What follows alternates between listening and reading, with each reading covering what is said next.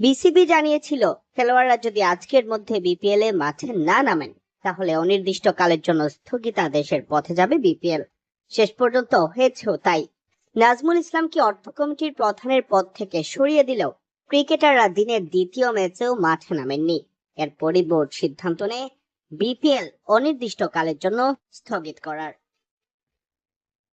এতেই সবচেয়ে হতাশ হয়েছেন দর্শক সমর্থকরা। সিলেট পর্ব ভালোভাবে সম্পন্ন হলেও ঢাকা পর্বে কোনো ম্যাচ না হয়েই এমন কোনো সিদ্ধান্ত আসবে তা কেউ কল্পনাও করেননি। 15 জানুয়ারি ঢাকা পর্বের প্রথম দিন খেলা দেখতে অনেক দর্শকই গিয়েছিলেন হোম অফ ক্রিকেটে।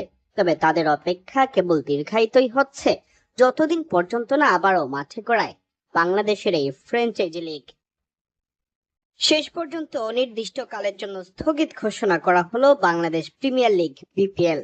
ঢাকা পর্ব শুরু হওয়ার আগেই থমকে গেল ক্রিকেট উৎসব।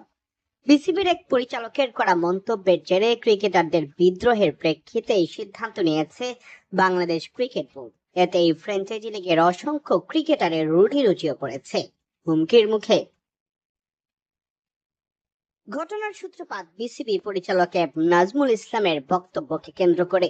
প্রথমে তামিম ইকবালকে ভারতের দালাল, এরপর বাংলাদেশের ক্রিকেটারদের নিবেদন ও অর্জন নিয়ে বেফাঁস মন্তব্য।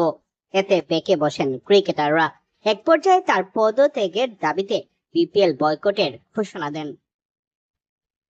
রাতভর আলোচনার পর কোনো সমাধান না আসলে দিনেও দফায় দফায় হয়েছে আলোচনা, তবে তাতেও লাভ হয়নি। দুই পক্ষই ছিল অনড়। মিঠুন, শান্ত, মিরাজরা জানান প্রতিবাদ। অন্যদিকে বিসিবিও তাদের জায়গায় ছিল অটল অবস্থানে।